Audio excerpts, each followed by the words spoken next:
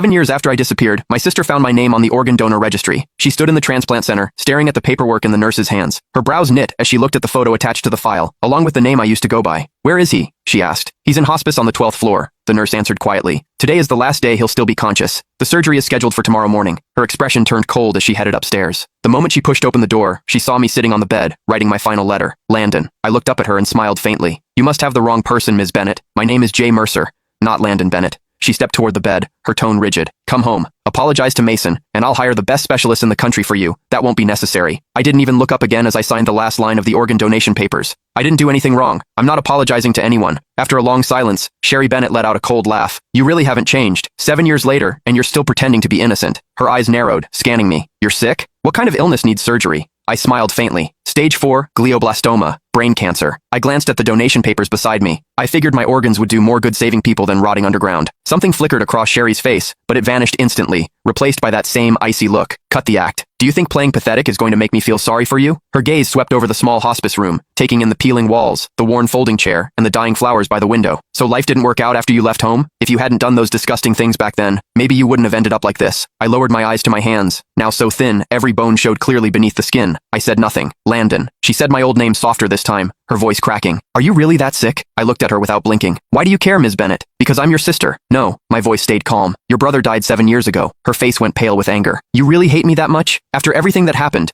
Are you seriously pretending you weren't the one who enough?" I cut her off. "You didn't come here to dig up the past. Say what you actually came to say." She opened her mouth, then hesitated, completely speechless. I gave a soft laugh. "Let me guess. Mason needs a new liver, doesn't he?" Sherry didn't answer. She didn't have to. The way her eyes avoided mine told me everything. I leaned back against the hospital bed, laughing under my breath. "So, that's it. After 7 years, he finally remembered he had an older brother. Today, you came here to ask for my liver?" "Not ask," she corrected sharply. "It's your duty. You agreed to donate before, and Mason needs you again now. He's your brother." I stared at her, amused by how ridiculous she sounded. "Sherry, when you kicked me out 7 years ago, why didn't you remember I was his brother then?" "That was your own fault," she snapped. "If you hadn't done those horrible things to Mason, if you hadn't framed him, I never would have kicked you out." Her voice shook with fury. "You're still lying. Still acting innocent. You think disappearing for 7 years erased what you did?" I slowly closed my eyes as numbness spread through my chest. Even now, she never doubted him. To her, I was always the villain. "Please leave. I need to rest." She grabbed my shoulder hard enough to hurt. "Listen carefully. Mason needs your liver." I opened my eyes, looking at her calmly. "Then he can wait for someone else. My organs are already promised to strangers." Her whole body shook with anger. "How can you be so heartless? Mason saved my life back then.